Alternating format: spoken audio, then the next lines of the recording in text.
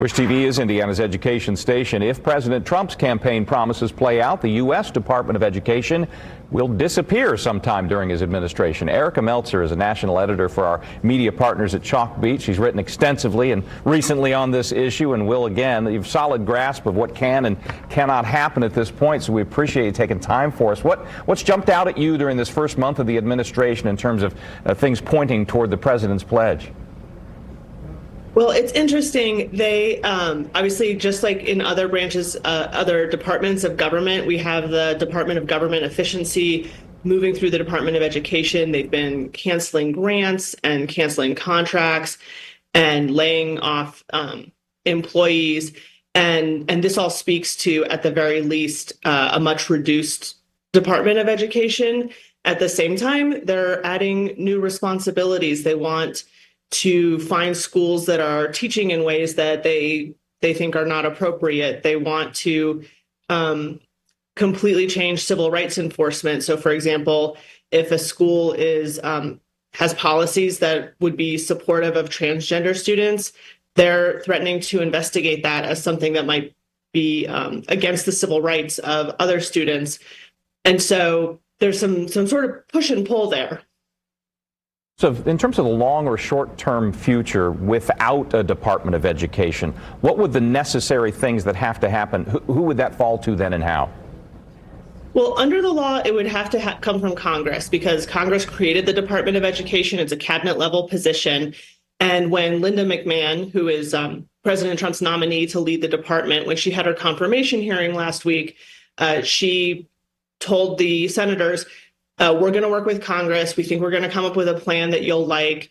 But she did acknowledge that Congress does have to be involved. And that was kind of interesting because this is a president who has really exerted his executive authority in some novel ways, in some ways that legal experts are questioning.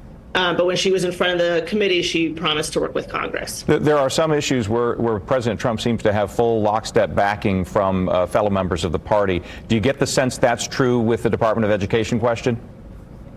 Most senators, Republican senators, if you ask them, will say that they think the department has maybe done more harm than good, that it just added a lot of red tape, that maybe it's time for it to go away.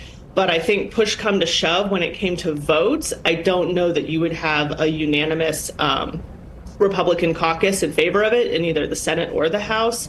I think people do see the role that the Department of Education plays in providing funding for states. And of course, in the Senate, you would have to get to 60 votes, and I don't think there's a single Democratic vote to do this. So you did a really good job, I think, in your most recent article of sort of explaining how the federal funding fits into the overall public education picture and why in one way it looks like, oh, maybe not that much, but in another way, in very specific areas, it's quite a lot. Could you kind of go through that with us?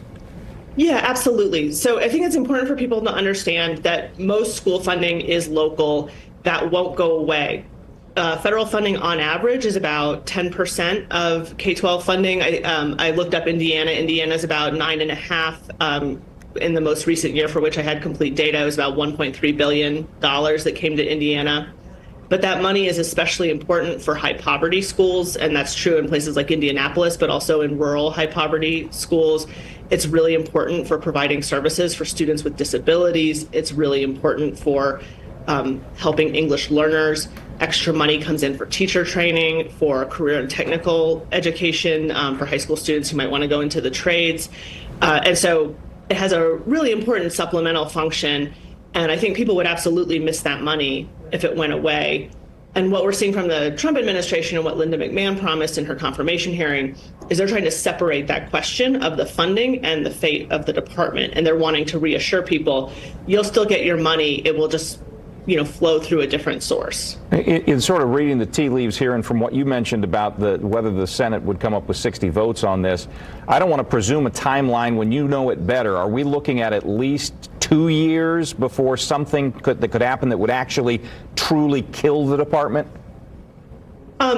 That's a really good question that I wish I had a better answer for.